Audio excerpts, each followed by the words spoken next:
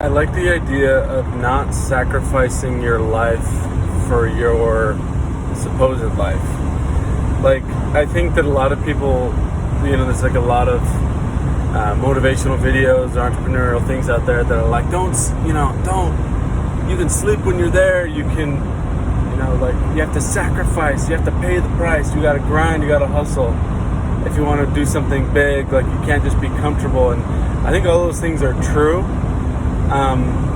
But I think that they're misinterpreted a lot of the time to, like, you have to sacrifice your life, you have to sacrifice your vitality in order to get, like, this better enlightened life. When in reality, well, my opinion is you need to just live an enlightened life throughout. So, for example, if you want to, start a business, it's kind of like the one that people always talk about. If you want to start a business, like, you have to, like, put things to the side, like, you can't sleep, like, don't spend time goofing off with your friends, don't watch Netflix, don't, spend time with your kids or I don't know, whatever, and just, like, grind, and then, like, you'll arrive at this life, at which point you can, relax. And I feel like that's not a good way of thinking. I think you have to sacrifice, but don't sacrifice your life. There's so many things that you can cut out that aren't improving your life. Like, why would you cut out your sleep? Why would you cut out your time, like, hanging out with your friends, your time watching movies, like, if you love movies, when you sit on your phone on Instagram for 3 hours a day? Or, you just goof off on YouTube, or you just, like, lay in your bed doing nothing after you wake up. Like, just do all of those things. It's like, if you're putting off a better life and forgetting to do all these things that make your life good right now, you're never going to start doing those things. There's never going to be a time when you think, okay, like, I put in enough, I think now it's time for me to start having fun. Now it's time for me to start having experiences. Like, I started a business, and so I put off, learning Spanish, and now it's 10 years later, and I have the most amazing business. I made $1 billion, so I'll learn Spanish now. Like, no, learn Spanish right now. Start a business right now. Like, make those choices to bring vitality to you right now, including the discipline. I personally believe that that's not actually a choice you have to make. I think that's a simplified view. Like, you don't have to look at it and say, it's either success, I have to, like, kind of sacrifice my joy right now for success in the long term. And that is actually a belief that I don't subscribe to. I think success in the long term comes from, like, this presence, like a daily joy, like an excitement, an enthusiasm that you attack every day with, combined with a discipline to do the aspects of your ambitions that aren't fun.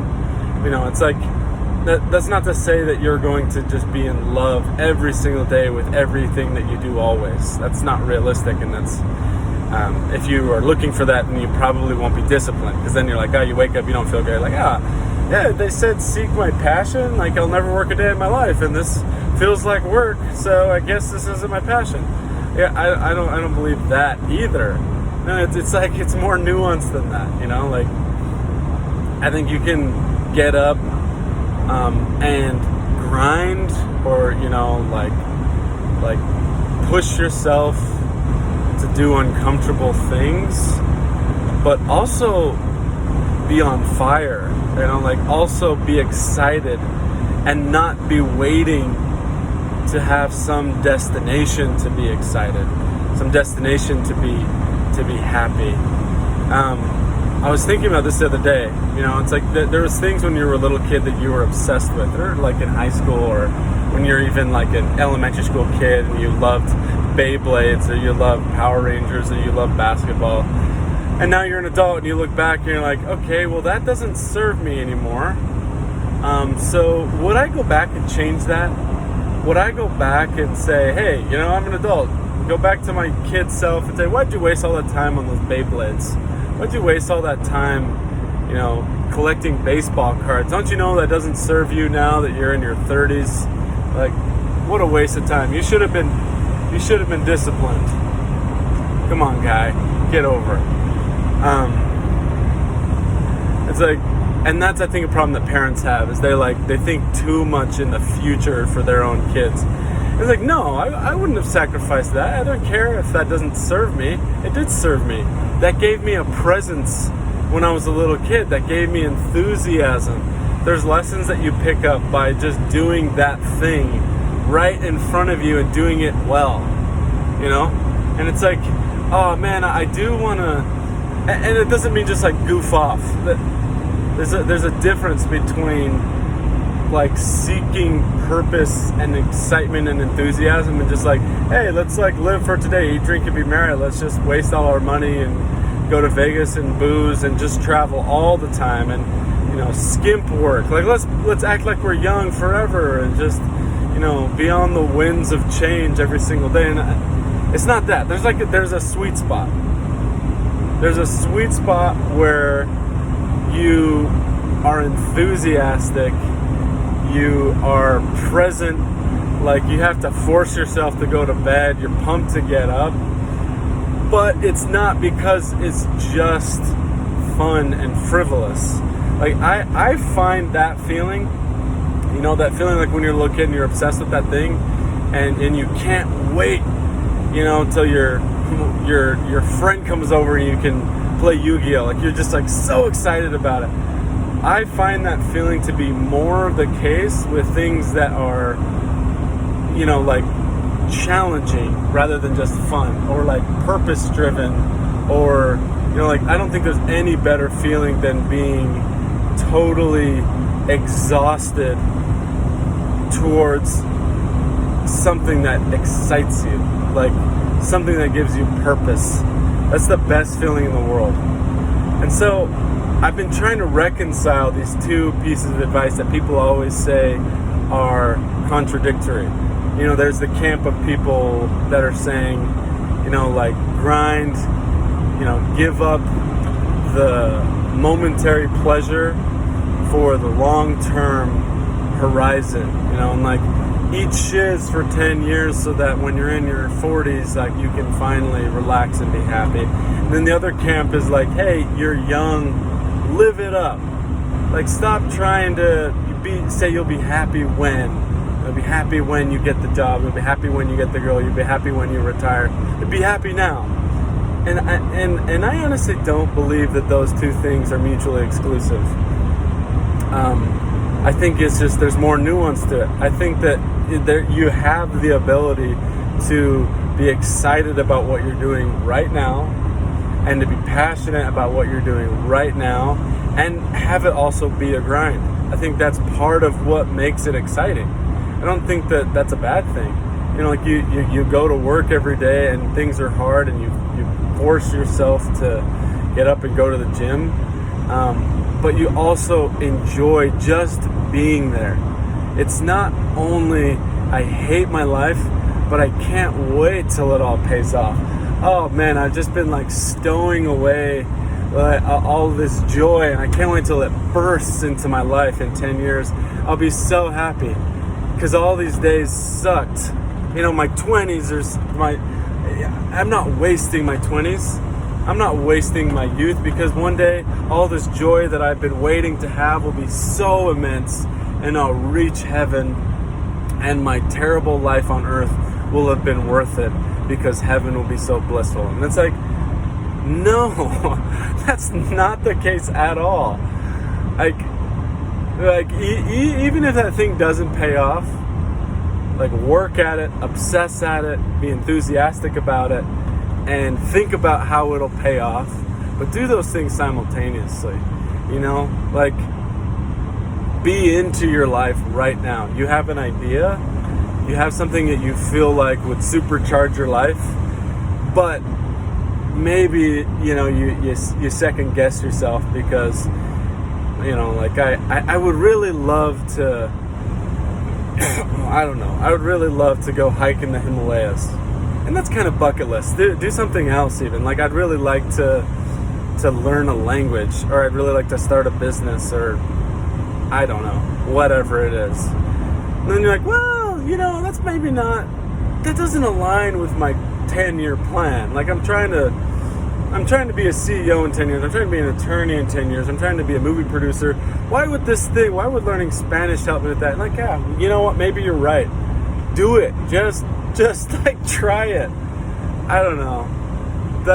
I've found that, like, the way that you think your 10-year goal is going to be, the way that you think you're going to want your life to be when you reach that age, is kind of inaccurate. I think a more accurate way to think is like, what do I want my life to be right now? As if 10 years ago I could see it. Like, oh, well, I'd like to be trying all these things. It's like when you put things in your queue in Netflix.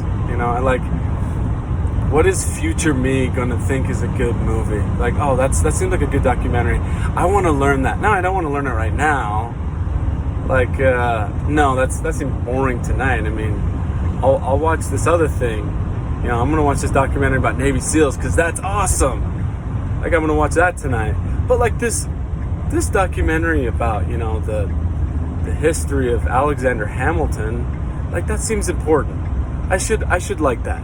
So I'll put it in my Netflix queue, and someday I'm pretty sure this is going to be important to me.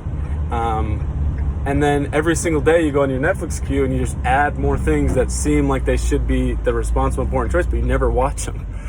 And I don't know. It just seems like you're always going to be that person who chooses the Navy SEAL documentary, and that tells you something. That's not a bad thing. Like, that says something about who you are. Like, I think we have this romantic view of us in the future. Like, we're procrastinating. Like, we have this fantasy of what we're going to be like when we're older. Like, it's like when I'm older, I'll be like so responsible, and these things are going to be so important to me then. But I'm really excited about this right now. But like, I should not do this right now because, that's not going to serve future me. And I don't know, I've always just found if I'm going after that thing that's interesting and exciting to me right now, and having discipline in it and working at it and being excited about it, future me never really arrives. There's never like a day when I've grown up and all those things that I said I would like, now I do. It's just like, I don't know. I really do think there is a way to have the short term and the long term be completely synergistic. And like, you're so present. Like, look at Michael Jordan. It's like every day he was so excited. He showed up and was like, oh man, I'm gonna like show everyone today at practice, like, how all these different things that I've learned. I'm getting better every day. This is the practice. This is what I want to be doing. He was not saving himself and his energy for some future day when he would, I'm working slowly so that in the future I can be an amazing basketball player. It was every single day, but he also had that long-term vision. And it's just something I've been thinking about. I don't know. So I guess the final message, I guess, that I'm trying to say, in my opinion, is that you shouldn't sacrifice presence ever you shouldn't live in the future. You shouldn't be getting your joy only from the idea of a better future. And that shouldn't be the source of your energy. Like, yeah, things in my life feel like they don't make me feel alive, but the idea that they'll lead to me feeling alive someday makes me happy. I think that's only one part of the equation, and I've done that. I've lived too much in my goals. I've lived too much in like the excitement of how cool things could be. And I only think that's important if it's in conjunction with presence right now. I've lived both types of ways, and in ways that it was mutually exclusive. Like I lived in the future instead of being present. I wasn't excited about what I was doing now, and so I lived in like my future goals. And I've done the opposite, where I have not thought about the future at all and just like lived for right now. And I think without the counterbalance, each one of those will erode what really makes your life beautiful, which is both. You want to feel like when you're listening to a song, like listen to a symphony. It's not like you're not hoping for the symphony to be at that last note and to be over. That's not the only goal. Like you're listening to the music throughout. And so I don't know. I just feel like that's kind of the way that I feel the most happy, is if I'm exhausted in the pursuit of exciting things right now, and my present is filled with my presence, and I feel like I'm doing what I want to do every day, but in the back parts of my mind I know that is driving me towards the horizon, because deep down you can feel it, even if you're not consciously thinking about it, whether or not one of those things is off. Like if you're just like, live it up right now, you can feel deep down late at night, you're like, oh, but I'm not moving towards what I want to be moving towards. And it's like kind of an unsettling feeling, like in this part of you that you don't really like to look at, like that part of you that's the most you, that only comes out when you're completely alone. You're thinking, yeah, I'm enjoying this right now, but there's something missing. There's that destination that's missing. And the opposite happens too. In the exact same way. You're like, wow, my destination is spot on. But like, in that moment of isolation, and you're really honest with yourself, and you're like, but I don't enjoy my life. I'm not excited about what I do every day. You're never gonna get to that place where like you did it. Like you reached your goal. Now you can finally be present. Like the present is always just exactly right now. And I feel like you have to counterbalance those two things.